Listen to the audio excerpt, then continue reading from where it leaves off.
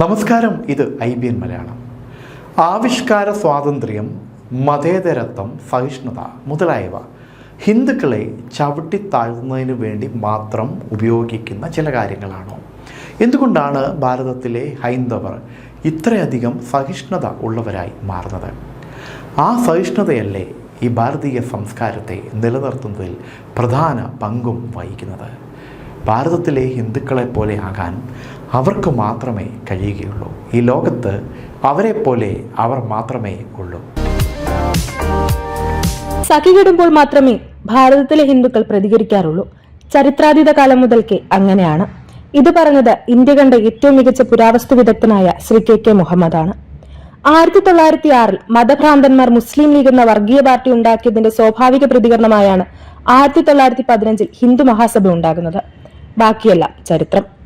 ക്രിസ്തുവിന്റെ 6ാം തിരുമുറിവും ലജ്ജാ നോവലും പർദ്ദ എന്ന കവിതയും ബിഷപ്പിന്റെ പീഡന കാർട്ടൂണും ഭാഷാഭൂഷണിയിലെ ചിത്രവും ജോസഫ് മാഷിന്റെ ചോദ്യപേപ്പറുമെല്ലാം മതവിശ്വാസങ്ങളെ അവഹേളിക്കലാവുകയും സീതാദേവിയും ദുർഗാദേവിയും നഗ്നയാക്കി വരയ്ക്കുന്നതും അയ്യപ്പനെ തെറിവിളിക്കുന്നതും മികച്ചമായി ചിത്രീകരിക്കുന്നതും മീശ നോവലും പെരുമാൾ മുരുകന്റെ നോവലും ആവിഷ്കാര സ്വാതന്ത്ര്യമാകുമ്പോഴാണ് ഹിന്ദു മതവിശ്വാസികൾ സഹിഷ്ണുത വെടിയാൻ നിർബന്ധിതരാകുന്നത്. ഇരട്ടത്താപ്പുകളാണ് ഇവിടെ ജനങ്ങളെ മതത്തിന്റെ പേരിൽ ചിന്തിക്കാൻ പ്രേരിപ്പിക്കുന്നത്.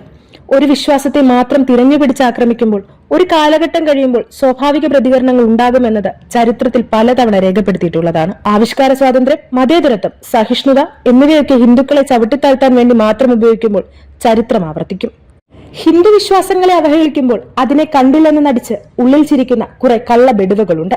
അവസാന തുരുത്തിൽ രാഷ്ട്രീയ നിലനിൽപ്പിന് വേണ്ടി ജനങ്ങളെ ഭിന്നിപ്പിക്കാൻ ഏത് നാറിയ കളിയും കളിക്കുന്ന കമ്മ്യൂണിസ്റ്റ് ളുടെ ഇരട്ടത്താപ്പ് മനസ്സിലാക്കി ജനങ്ങൾ ഒന്നിച്ചു നിൽക്കണം. ഹിന്ദുവിന്റെ വിശ്വാസങ്ങളെ അവഹേളിക്കുന്നത് ആവിഷ്കാര സ്വാതന്ത്ര്യമാണെന്ന് പറയുകയും മറ്റു മതങ്ങളെ വിമർശിച്ചത് മതവിശ്വാസങ്ങൾക്ക് മേലുള്ള കടന്നുകയറ്റമായി ചിത്രീകരിക്കുന്ന കമ്മ്യൂണിസ്റ്റ് മാധ്യമങ്ങളുടെ അജണ്ടകൾക്ക് മുന്നിൽ സാധാരണക്കാർ വീണുപോകരുത്. അവർക്ക് വേണ്ടത് കലാപമാണ്. ഏത് വിശ്വാസങ്ങളെയും ബഹുമാനിക്കുകയാണ് അതിന്റെ യഥാർത്ഥ മതേതരത്വം. അല്ലാതെ ഒരു വിശ്വാസത്തെ മാത്രം തിരഞ്ഞുപിടിച്ച് വേട്ടയാടുന്നതിന്റെ ലക്ഷ്യം രാഷ്ട്രീയ നിലനിൽപ്പിന് വേണ്ടിയുള്ളത് തന്നെയാണ്.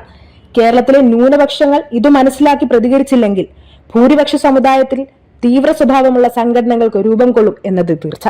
കമ്മ്യൂണിസ്റ്റ് തീവ്രവാദങ്ങളുടെ ഈ കെണിയിൽ വീഴരുത്. ഇപ്പോഴെങ്കിലും ഇത് മനസ്സിലാക്കിയില്ലെങ്കിൽ ഒരിക്കലും തിരിച്ചുപിടിക്കാൻ കഴിയാത്ത വിധം വലിയ രീതിയിൽ കേരള സമൂഹം മതത്തിന്റെ അടിസ്ഥാനത്തിൽ വിഭജിക്കപ്പെടും. ഇതിന് അനുവദിച്ചുകൂടാ. ന്യൂനപക്ഷ മതവിഭാഗങ്ങൾ ഇതിനെതിരെ പ്രതികരിക്കണം. തങ്ങളെ വേട്ടയാടാൻ ന്യൂനപക്ഷങ്ങൾ കൂടെ നിൽക്കുന്നു എന്ന ധാരണ ഒരിക്കൽ സകല സഹിഷ്ണുതയോടും കൂടി ന്യൂനപക്ഷങ്ങളെ ഈ ഭാരതഭൂമിയിൽ സ്വീകരിച്ച ഭൂരിപക്ഷ സമൂഹത്തിന് ഉണ്ടാകരുത്. News desk IBN Malayalam.